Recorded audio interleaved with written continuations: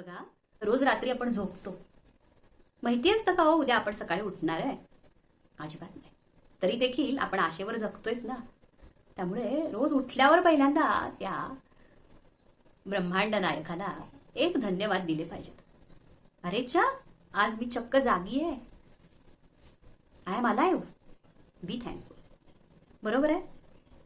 आपल्याला किंमतच नसती. ती गोष्ट माहिती ना, एक बकरी सिंहाच्या एक सिंहाचा छावा बकरीच्या कळपात येऊन राहतो लहानपणापासून. म्हणजे तो बकरीसारखाच बॅबॅ करायला लागतो.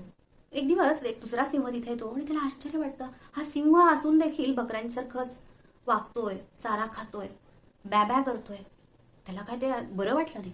तो सिंह आला आणि त्याला घेऊन पाण्यापाशी गेला. तो म्हटला, बघ, माझा चेहरा बघ, तुझा चेहरा बघ, आपण दोघं असेच एकसारखे आहोत. त्या सिंहाने मोठी डरकाळी फोडली आणि म्हणाला, चल तू ही डरकाळी फोड, तुम्ही माझ्यासारखाच आहेस. तेव्हा त्याला त्याची जाणीव झाली की अरे चा, माझ्यात सिंहाचे गुण असून मी बकरीसारखा वागत होतो.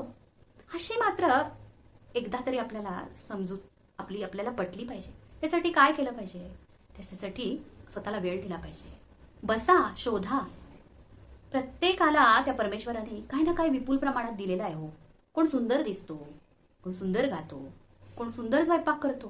हा, काहीतरी सुंदर सुंदर आहे तुमच्यात. शोध घ्या त्याचा. त्याच्यासाठी वेळ दिला पाहिजे ना. आपण आपला शोध घ्यायचा सोडतो आणि जगाला सुधारायच्या मागे लागतो. किंवा आपण आपला शोध घ्यायचा सोडतो आणि माझ्याकडे हे नाहीये, माझ्याकडे ते नाहीये, असं रडत बसतो. रडून काय होणार आहे सांगा? कुणाला चुकलेलं आहे? देवाधिकांना सुद्धा भोग चुकलेले नाही. मला भोगावं लागतं, मला भोगावं लागतं म्हणून रडत बसण्यात काय अर्थ आहे का सांगा बघू? प्रत्येक गोष्टीला आनंदानं सामोरं जाणं हे खरं वागणं आहे.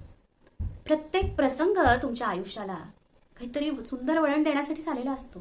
जेव्हा तुमची दृष्टी बदलते, जेव्हा तुम्ही कृतज्ञ राहता प्रत्येक गोष्टीसाठी. पहा, जेव्हा तुम्ही अपंगाला बघता तेव्हा तुम्हाला लक्षात येतं की अरे चा, आपण धड दाखवत आहोत. त्यासाठी त्या परमेश्वराला आपण कृतज्ञ राहायला पाहिजे.